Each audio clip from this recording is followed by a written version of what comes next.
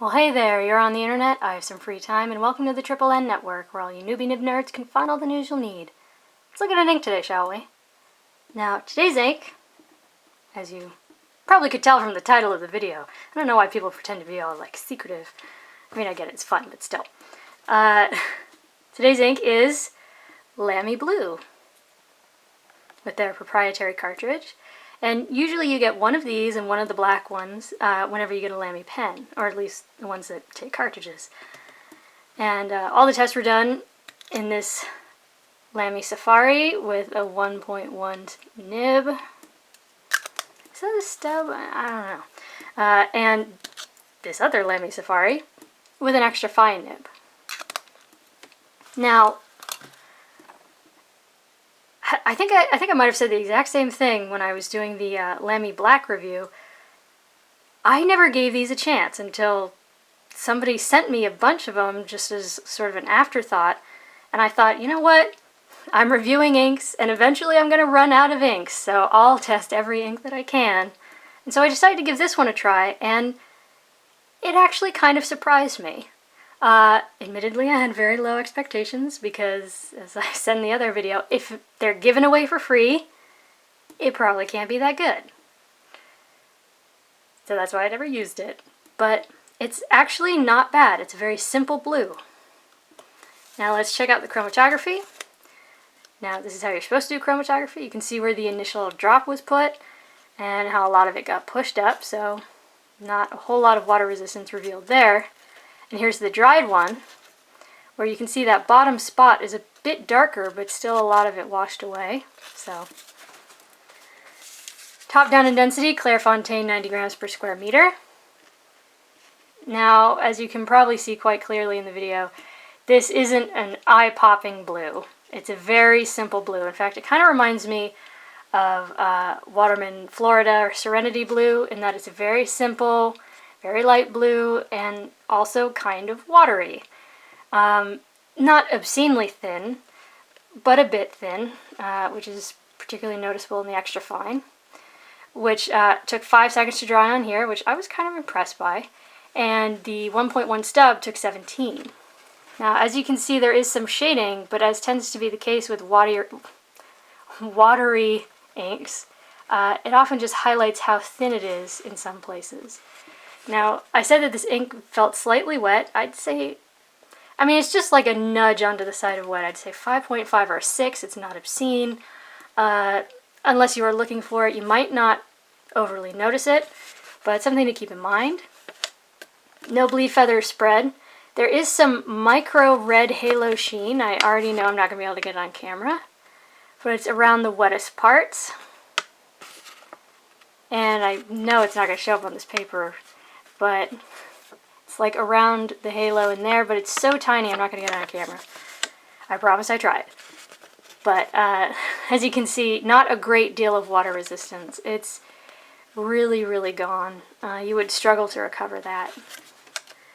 Next is Rhodia 80 grams per square meter, where again, the ink is a little thin, it's a little watery, but you do get a very nice simple blue. Flow is steady. The stub took 15 seconds to dry. The extra fine took 5. Now, up here where it says cartridge, we might get to see some sheen. You see that in the C? It's kind of flashy red. Now, there's a little bit of it throughout. Oh, and around the halo and the scrubby. Oh. Yeah, it's still a very thin halo on here, but still. Yeah, stub 15 seconds, extra fine 5. Yeah, no bleed, feather, or spread.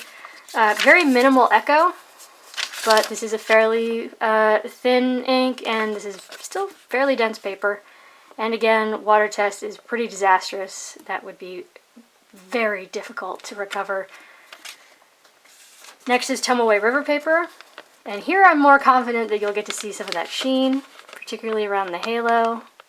Now, again, I feel like this demonstrates that you have to lay it on really wet to see it, but it's this tiny red halo of sheen, and it's in the words too. Like again, cartridge might show some, but yeah, anyways. Because of the slightly wet flow and just how water resistant this paper is, I was not shocked that the stub took, or the 1.1 took 17 seconds to dry. The extra fine took 6. You do get some very nice shading, but again, it's partly because of how thin the ink is.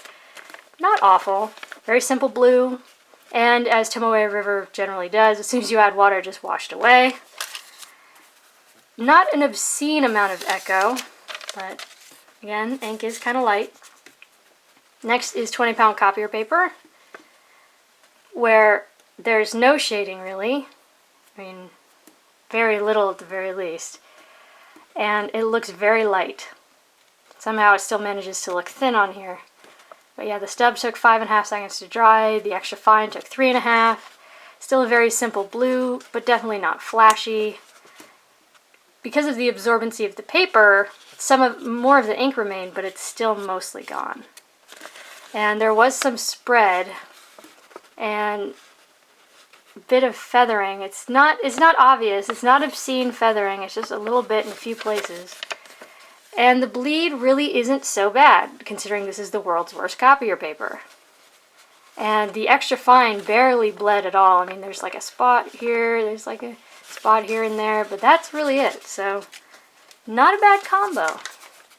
Next is Mead Notebook Paper, where again, when Mead outperforms your copier paper, you know you've got the world's worst copier paper.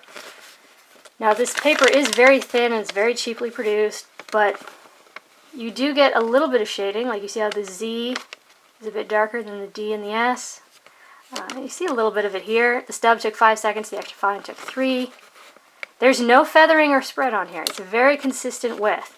But because of how cheaply produced this paper is, you can see that here along the edge is where you see that bleeding. But yeah, the water test was not ideal. Again, more of it remained because of the absorbency of the paper, but still most of it is gone. Recovering that would not be the easiest task.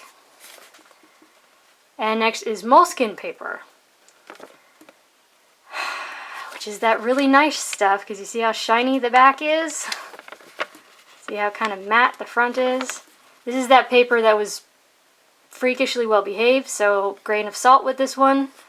On here, there was sheen, which was the most obvious way to tell that this was not going to be your standard results. But here, the stub took 9 seconds, the extra fine took 7. Here I have a small mental breakdown, angry at the paper. There's no bleed, feather, or spread, but I did say that the extra fine with this ink on sort of more normal Moleskine paper is pretty darn well behaved. I thought I tore that page out of the notebook, but apparently I didn't manage to keep it with this stuff. I apologize. And like with the other fancier papers, not much remained. That would not be easy to recover.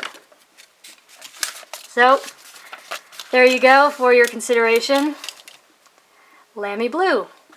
Perfectly decent ink. Am I nuts about it? No.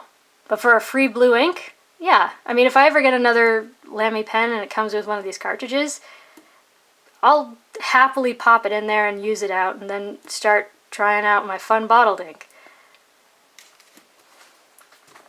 Yep. Lamy Blue. Very simple, pretty well behaved. Very slightly wet, and usually free when you buy a Lamy pen, so not bad, right? For your consideration from the Triple N Network, if you like the video, please give it a thumbs up. If you'd like to see more, please subscribe to the channel.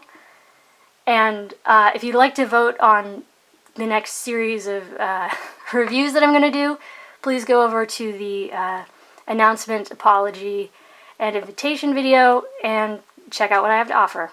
Thanks for watching. Bye.